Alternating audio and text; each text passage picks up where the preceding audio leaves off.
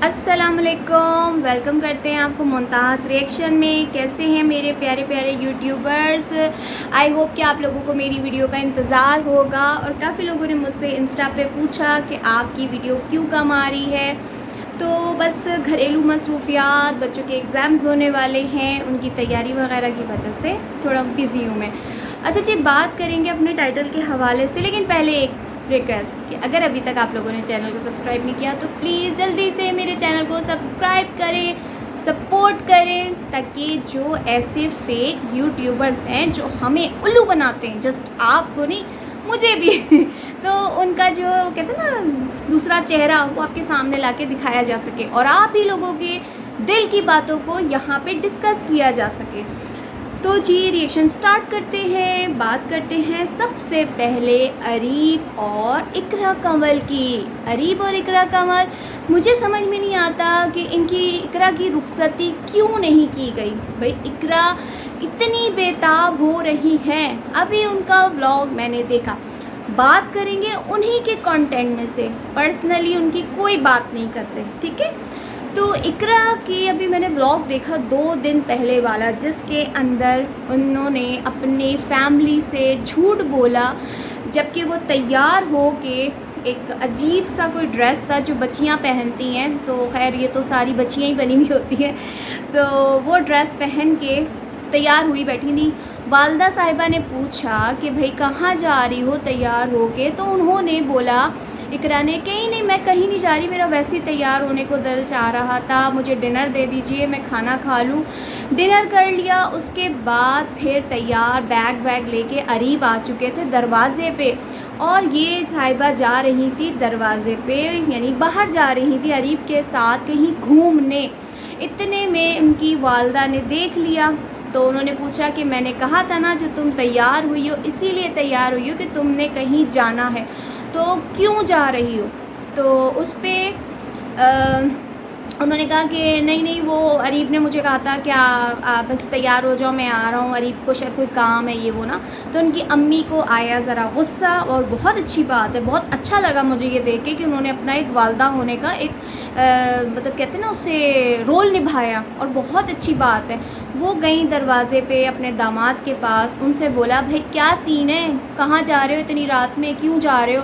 तो आगे से अरीब ने कहा कि मैं तो नहीं जा रहा था, मुझे तो इसने बोला था इकरा ने कि भाई कहीं मुझे बाहर ले चलो, तो इसीलिए मैं आ गया उनको लेने के लिए, पिक करने के लिए, मैंने तो नहीं। और उस पर फिर इशारे से ना पीछे से अरीब को कह रही है, नहीं नहीं, मैंने नहीं बुलाया था, अरीब ने कहा था। और ये वो अपनी वालदा से झूठ बोल रही है। तो मैं इकरा और इकरा की वालदैन से कहना चाहूँगी कि इनकी रुखसती आप 2 महीने से के बजाय आप अभी कर दें, क्योंकि इकरा बहुत बेताब हो रही है। और फिर इकरा का जो है ना, बहुत कहते हैं ना, मूड ऑफ हो चुका है अरीब के साथ। कि इकरा ने जाना था डकी भाई के साथ, अरीब के साथ, कहाँ, आई थिंक मलेशिया या दुबई जाना था 15 प्रो मैक्स लेने के लिए। लेकिन जो अरीब हैं वो हमें थोड़े समझदार नज़र आते हैं। अरीब ने कहा कि हमारी शादी होने वाली है 2 महीने बाद, तो जाहिर सी बात है बहुत से काम हैं, हम नहीं जा सकते, मैं तुम्हें यहाँ से दिला दूँगा। तो उस पर अरीब इकरा कंवल जो है वो अपना मुंह बना के बैठ गई और कहने लगी कि नहीं, मैं नहीं, मुझे अभी दिलाओ, मेरा फ़ोन ख़राब हो गया और ये। तो जब इकरा इतनी ज़्यादा बेताब हो रही है, तो मशवरा यही है कि इनकी रुखसती कर देनी चाहिए थी। आपको पता है कि मतलब निकाह से पहले ये दुबई भी रह के आ चुके हैं।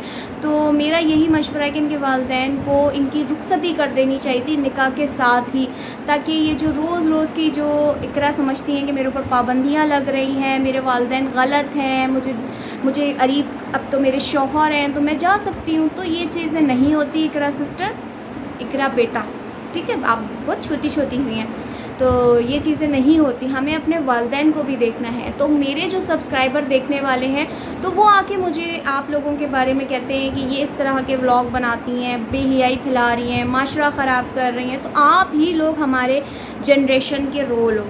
तो यहाँ पे बस इतना कहना था इनके वालिदैन को, फैसल अंकल को और उनकी बेगम साहिबा को, कि इनकी रुखसती कर देनी चाहिए थी निकाह के साथ, जो कि आप लोग भी परेशान हैं और बेचारी इकरा भी बहुत परेशान है। लेकिन जी, अब बात करेंगे 2 हसीनाओं की। हसीनाएँ या नहीं, कुछ पता नहीं है। तो बात करेंगे नताशा वक्कास और राशिदा मलिक साहिबा की। अभी ये गई थी कराची। नताशा वक्कास का एक व्लॉग आया जिसमें उन्होंने राशिदा से बैठ के कुछ हम रिएक्शंस वालियों के हवाले से बातें की और उनका जवाब मैं आज दूंगी कि ये औरतें जो है ना, इनको जवाब देना बहुत ज़रूरी है। नताशा वक्कास और राशिदा मलिक कहती हुई हमें नज़र आई कि ये मतलब हमारी बैठ के हम ग़ीबत नहीं कर रहे, हम तो बात कर रहे हैं। ग़ीबत तो वो करती हैं जो हमारे नाम पे हमारी शक्लें देख के व्यूज़ लेती हैं और बैठ के हमारी बुराइयां करती हैं। तो आप बेशर्म औरतों को जवाब देना हमारा बनता है और हम देंगे। एक होता है ना, कोई इंसान बहुत अच्छा काम कर रहा है तो नज़र आता है कि हम उसकी बैठ के अच्छाई करें, हाँ भाई ये बहुत अच्छा काम कर रहे हैं यूट्यूब पे, तो नज़र आता है हाँ भाई ठीक है। लेकिन जब आप बैठ के नताशा और राशिदा मलिक, जब आप आवाम को उल्लू बनाएंगी, अपना मंजन यहाँ बैठ के बेचेंगी और आपकी इस फजूलियात जो काम है उसके हवाले से जब हम आके लोगों से बात करेंगे, आपका सच लोगों को दिखाएंगे कि ये राशिदा है और ये नताशा है, तो आप लोगों को लगता है कि हम आपकी ग़ीबत कर रहे हैं। आप बेशर्म औरतें, आप लोगों को शर्म नहीं आती। अभी ये राशिदा मलिक और नताशा वक्कास जो इवेंट अटेंड करने कराची आई थी, तो आप सब ने देखा है, जो आपके आगे चमचे हमें कमेंट करते हैं ना, आप भी सुन लो कि अभी आप लोगों ने सब ने इनके व्लॉग्स में देखा है, जो औरतें हमें बैठ के यूट्यूब पे स्किन, हाथ पाँव, बाल सब चमकाने के लिए, बालों को घना लंबा करने के लिए बड़े बड़े वो कहते हैं ना ब्रांड्स के हमें वो नुमाइश करती हैं। बड़े बड़े ब्रांड्स आप समझ सकते हैं, बड़े बड़े ब्रांड्स जिनका हमें मार्केट में नहीं पता होता, इनको प्रमोशन के लिए दिया जाता है कि बेच दो हमारा सामान, बेच दो, तुम लोग बड़ी बड़ी यूट्यूबर्स हो, बेच दो। तो वो हमें बताने वाली औरतें खुद 2-3 दिन मुसलसल सैलून में गई हैं बेचारियाँ, और जाके उन्होंने अपनी स्किन साफ़ करवाई, अपने बालों की ट्रीटमेंट ली, अपने बालों के कलर चेंज किए, जो हमें कलर बताती हैं राशिदा मलिक, आप बालों पे ये कलर अप्लाई करें, आप बालों पे फ़लानी चीज़ अप्लाई करें, और वो ट्रीटमेंट लेने सैलून गई हैं। और इसी तरह नताशा वक्कास, और इनकी जो चीज़ मैंने देखी कि ये जो हमें बैठ के मशवरे देती हैं और ख़ुद फ़िल्टर से नीचे बात नहीं करती हैं। इनके आप फ़िल्टर्स देखा करें, अगर हम बग़ैर फ़िल्टर्स के इनको देखें तो आई थिंक हम इनको पहचान नहीं सकते, ठीक है। और फिर उसके बाद बेशर्मी ढिठाई इनकी ये आप देखें कि हमें आके कह रही हैं कि ये हमारी ग़ीबत करती हैं, तो हमारे नाम पे व्यूज़ लेती हैं। आप ऐसे काम ना करो कि हम रिएक्शंस वालियाँ आपको रिएक्ट करें, आपके ऊपर रिएक्ट करें, आपके उस पर वीडियो बनाएं। हमारे देखने वाले, इवन आपके कमेंट्स में आके जो लोग आपको कह के जाते हैं ना, आप लोग तो उसको हाइड कर देते हैं, रिमूव कर देते हैं, लेकिन वही हमें आके कहते हैं कि इनके ऊपर आप वीडियो बनाएं। तो हम अपने सब्सक्राइबर के लिए आपकी वीडियो बनाते हैं, अपने सब्सक्राइबर के कहने पे वो कहते हैं कि ये काम गलत कर रही हैं, ये काम गलत कर रही हैं।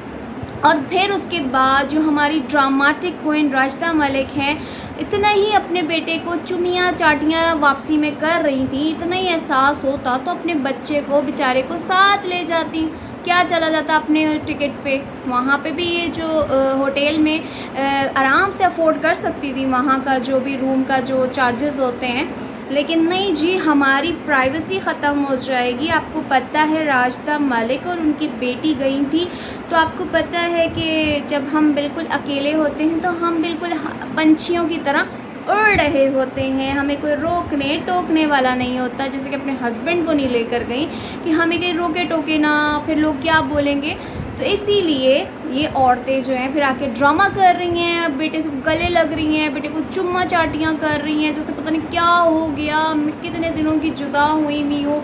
और जो हमें बड़ी कॉन्फिडेंटली राशिदा मलिक बैठी हुई नज़र आती हैं, बात करती हुई, वहाँ पे उनका कॉन्फिडेंस हमें बिल्कुल ज़ीरो नज़र आया, बिल्कुल ज़ीरो।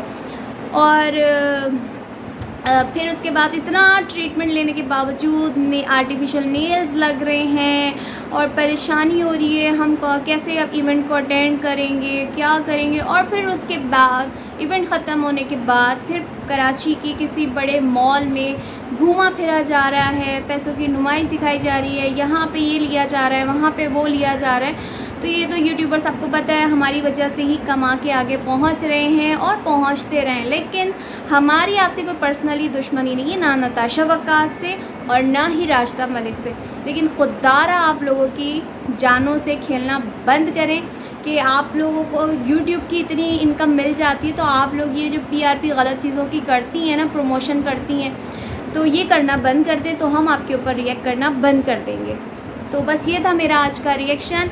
तो समझ में आ गई आपको राशिदा मलिक और नताशा जी जो आप बोल रही हैं कि हम आपके ऊपर रिएक्शन दे के तो व्यूज़ हासिल कर रहे हैं। नहीं, आपके लिए हमारी जो सब्सक्राइबर हैं वो सुनना चाहते हैं, उनको मज़ा आता है कि जब हम आपकी छित्रौल करते हैं, जो आपने बेशर्मियाँ, आप लोगों ने जो 2 नंबरियाँ और आप लोग जो ये ऑनलाइन काम के धोखे दे के जो लोगों को बेवकूफ़ बनाती है ना, तो उसका हम जब चट्ठा कट्ठा यहाँ खोलते हैं ना तो हमारी आवाम सुनना भी चाहती है। ठीक है, इसको रिएक्शन कहते हैं। तो जी बस आज के रिएक्शन से लूँगी इजाज़त, अपना ख्याल रखिएगा, अल्लाह हाफिज़।